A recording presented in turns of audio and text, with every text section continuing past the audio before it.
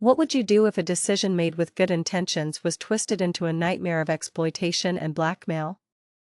In today's story, a woman's desire for a private keepsake becomes a harrowing public ordeal. And her cousin's response is a masterclass in how to turn the tables on a predator. This all started about 3 years ago. My cousin, let's call her Chloe, who lives in Arizona, always had a desire to have professional nude photos taken. She thought it would be a beautiful, intimate gift for her husband, something for him to look at from when she was in her prime as they aged together. And, if I'm being honest, I think the idea of it kind of turned her on. 2. One thing was non-negotiable. However, Chloe had absolutely no desire for those photos to be publicly published. After mulling it over for a few years, she finally decided to go for it. She started looking for a photographer, but she was on a tight budget. She eventually found a man, we'll call him Marcus, who quoted her a very reasonable $300 for a 1-hour photo shoot and had no issue with the nude aspect. Chloe, being cautious, asked him if he had any sort of confidentiality agreement. He didn't. So she proposed writing one herself. The agreement would state that the photos he took of her could not be saved on any of his devices, that the SD card must be given to her, and that she would be the only person with a copy.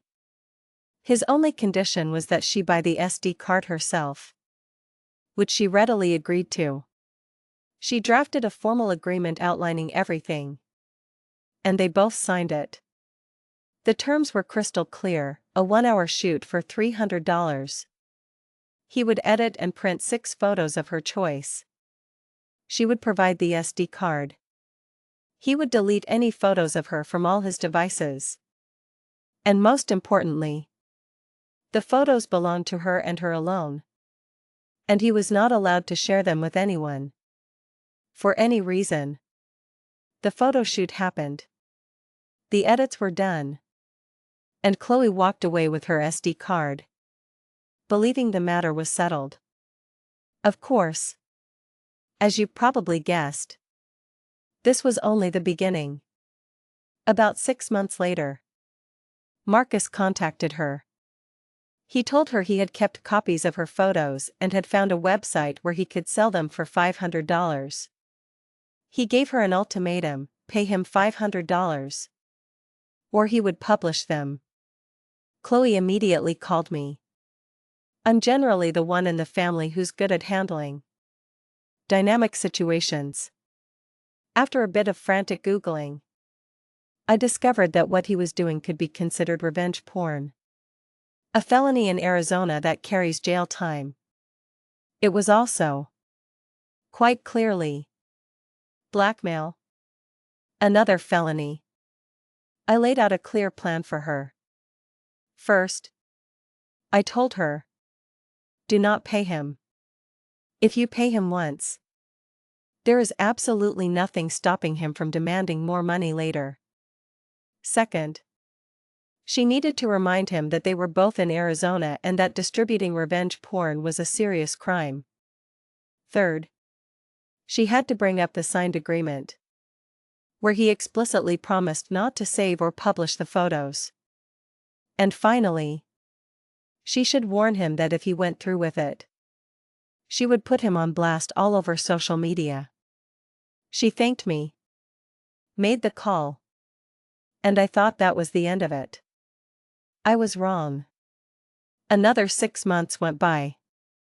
I was on Reddit, scrolling through my alternate account, the one I use for porn subreddits to keep my main feed clean.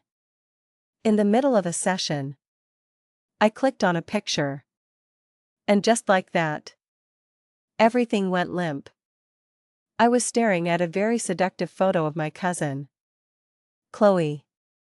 There was no mistaking it. You could clearly see the tattoo of her son's name and birthday on her skin. It was a complicated wave of emotions. First came the annoyance that my private time was ruined by a picture of my cousin. But that was instantly replaced by a dawning, sickening realization: the photographer hadn't listened. He had published her photos anyway. Now I was faced with a new, deeply awkward problem. I had to call my cousin and explain how I found her nude photos while I was masturbating. It's not a conversation anyone ever wants to have with a family member. But she had to know. I made the call and sent her the links. Chloe didn't want her name attached to this mess publicly, fearing it would just lead more people to search for the images. So I took action. I went on local Facebook groups and left scathing, detailed reviews of his business. I also learned how to file DMCA takedown notices and sent them to every site hosting her photos. I did reverse image searches to find every last copy and filed notices for those too. DMCA notices work. By the way, the sites complied without any argument. As one commenter on the eventual story pointed out, websites don't want revenge porn because it's just not worth it. Plenty of porn to go around. At this point, someone who saw my post sent me the phone number of an attorney, explaining that this lawyer had been an advisor on the very revenge porn bill that Arizona had passed. I called him immediately. After I explained the situation, leaving out the discovery method, the attorney told me that since I wasn't the victim, Chloe herself would need to contact him. I passed the information to her, strongly urging her to make the call. But Chloe has a particular flaw: she is incredibly quick to forgive.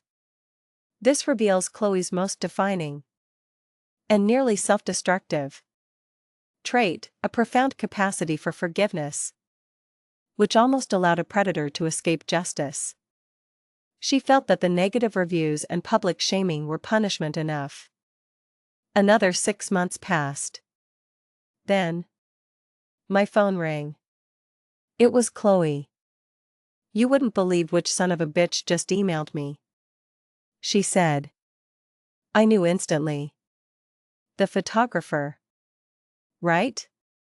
Yup, she replied. I didn't miss a beat.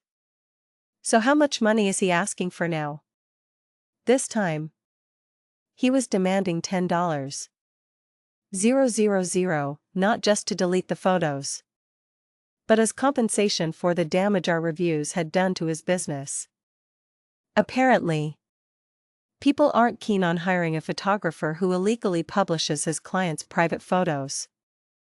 Marcus, blinded by his own arrogance, had no idea that this single, greedy act would set in motion a chain of events leading to his complete ruin. As another person later commented, the sequence of events was almost comical in its stupidity. Photographer breaks agreement, gets bad review, business goes downhill, surprised photographer face, blames betrayed client for bad business, tries to blackmail client, faces jail time, extra surprised photographer face. Nice. It's time, I told her. Call the attorney. This time, she agreed. The legal battle dragged on for a year. As it turned out, Marcus had enough money to put up a fight. But in the end, justice prevailed. Chloe got him convicted on felony charges of blackmail and revenge porn. She also won a civil judgment against him for a very hefty sum of money. He is currently serving a 3-year sentence in an Arizona state prison, while he sold off everything he owned trying to fund his legal defense, making it unlikely she'll ever collect the full civil judgment.